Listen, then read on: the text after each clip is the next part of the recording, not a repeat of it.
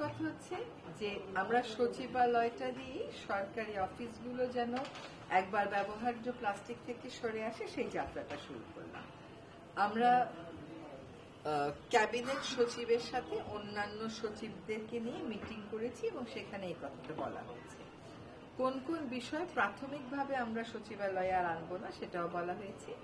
তারপরে পরিবেশ এবং বন মন্ত্রণালয় থেকে এই যে ক্যান্টিনগুলো আছে সেখানে তাদের লোকদেরকে ডেকে বলে দেওয়া হয়েছে। আবার একজন অতিরিক্ত সচিবকে প্রত্যেক মন্ত্রণালয়ে আমাদের এখান থেকে অতিরিক্ত সচিবকে বলে এসেছে। এখন মন্ত্রণালয়ের বাইরে থেকেও অনেক ভিজিটাররা আসে, তাদের ক্ষেত্রেও আমরা আজকে গেট থেকে শুরু করেছি এবং তারা যদি কেউ পলিথিন শপিং ব্যাগ নিয়ে আসে আমরা বিকল্প একটা ব্যাগ দিয়ে দিচ্ছি। আজকে থেকে কিন্তু যাত্রাটা শুরু, এই নিষিদ্ধের যাত্রাটা শুরু।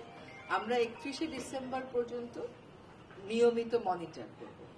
এটা তো অভ্যাসের ব্যাপার। আপনি দেখবেন আপনার এখানে কোনো একজন ভিজিটার এসেছে, কাউকে একটা নাস্তা আনতে পাঠালেন, সে বাইরের থেকে হয়তো একটা অভ্যাসবশতই ব্যাগ নিয়ে চলে আসলো।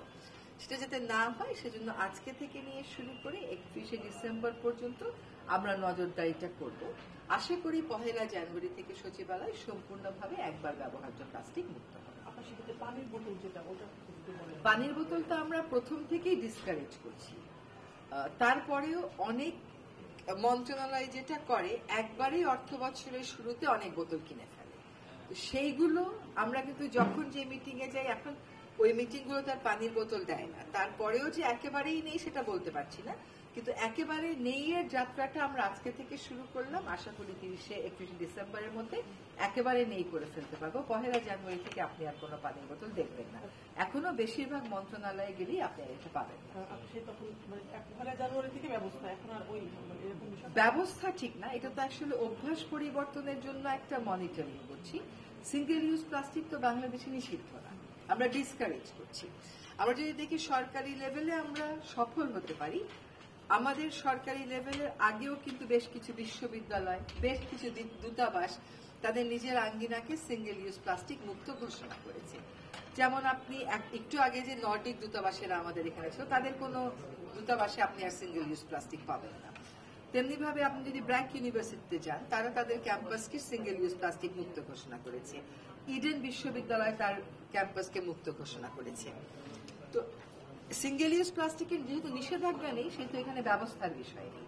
ব্যবস্থা শুধুমাত্র নেওয়া হয় পলিথিন শপিং ব্যাগের ক্ষেত্রে। এবং আমরা কিন্তু যথেষ্ট পরিমাণ ধৈর্য দেখিয়েছি। আমরা পলিথিন ব্যাগ নিয়ে বিকল্প দিচ্ছি এবং এখন আমরা পাশাপাশি যেখানে প্রোডাকশন হচ্ছে সেখানে আপনি জানেন যে র্যাপিড অ্যাকশন ব্যাটালিয়ন বিশেষ অভিযানে কিন্তু ওইগুলোকে জব্দ করছে।